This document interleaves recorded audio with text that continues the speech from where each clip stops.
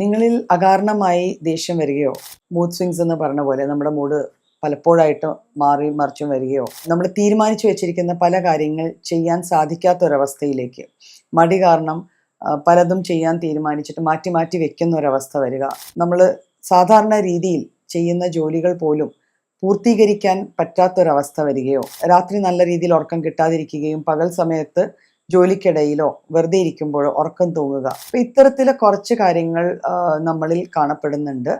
അതിൻ്റെ കൂടെ തന്നെ ഇതിനൊക്കെ കാരണമായുള്ള അമിതവണ്ണം എന്ന കണ്ടീഷനും കൂടെ ഉണ്ടെങ്കിൽ നമ്മൾ അമിതവണ്ണം ട്രീറ്റ് ചെയ്യുകയോ അത് മാനേജ് ചെയ്യുകയോ ചെയ്താൽ ഇത്തരത്തിലെ കാര്യങ്ങൾ നമുക്ക് മാറ്റിയെടുക്കാൻ പറ്റും. എങ്ങനെയാണ് അമിതവണ്ണം കൊണ്ട് ഈ പ്രശ്നങ്ങൾ വരിക എന്നൊരു ചിന്ത നമ്മളുടെയൊക്കെ മനസ്സിൽ വന്നു ചേരാം. ബേസിക്കലി അമിതവണ്ണം എന്ന് വെച്ചാൽ നമ്മുടെ ബോഡിയിൽ അടങ്ങിയിരിക്കുന്ന കൊഴുപ്പ് അല്ലെങ്കിൽ ഫാറ്റിൻ്റെ പെർസെൻറ്റേജ് നോർമലിന് അതീതമായി വരിക. അബ്നോർമൽ ഡെപ്പോസിഷൻ ഓഫ് ഫാറ്റ് ശരീരത്തിൽ വരുമ്പോഴാണ് നമ്മൾ അതിനെ ഒരു അൺഹെൽത്തി അല്ലെങ്കിൽ മോർബിഡ് സോർട്ട് ഓഫ് ഒബീസിറ്റി അല്ലെങ്കിൽ അമിതവണ്ണം എന്ന് പറയുക.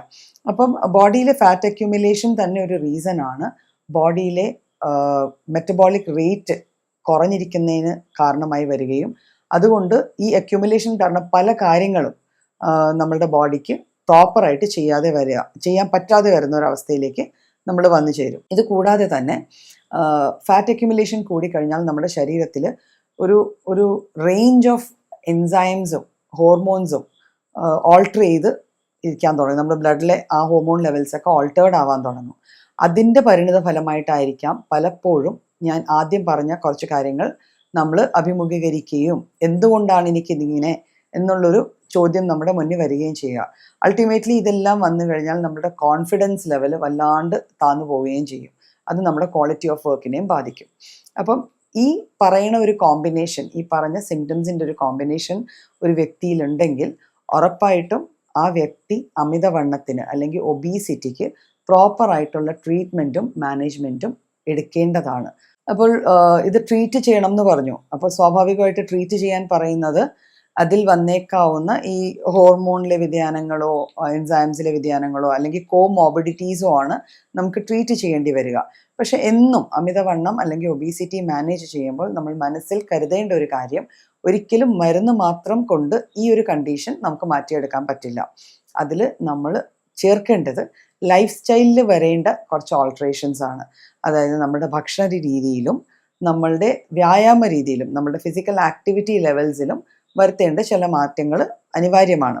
ഭക്ഷണ രീതിയിൽ നമ്മൾ നോർമൽ ഫുഡിനോട് കൂടി തന്നെ ഇന്നത്തെ കാലത്ത് നമ്മളുടെ ഇടയിൽ ഒരു ജങ്ക് ഫുഡ് കൾച്ചർ നല്ല രീതിയിൽ എസ്റ്റാബ്ലിഷ്ഡ് ആവുന്നുണ്ട്.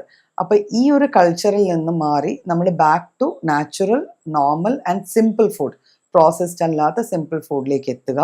അതിൻ്റെ കൂടെ തന്നെ നമ്മളുടെ ജോബ് പ്രൊഫൈൽ, ഇപ്പം മിക്കവരുടെയും ജോബ് ഓറിയൻറ്റഡ് ആയിരിക്കുന്നത് എവിടെയെങ്കിലും ഇരുന്നുള്ളൊരു ജോബോ അല്ലെങ്കിൽ മാക്സിമം ഓൺ ഡ്രൈവോ അങ്ങനെയൊക്കെ ആയിരിക്കും. ശരിക്കും വലിയ ഫിസിക്കൽ ആക്ടിവിറ്റി വരുന്നത് ഒരു ചെറിയ കാറ്റഗറി ഓഫ് ആൾക്കാർ മാത്രമേ ഉള്ളൂ.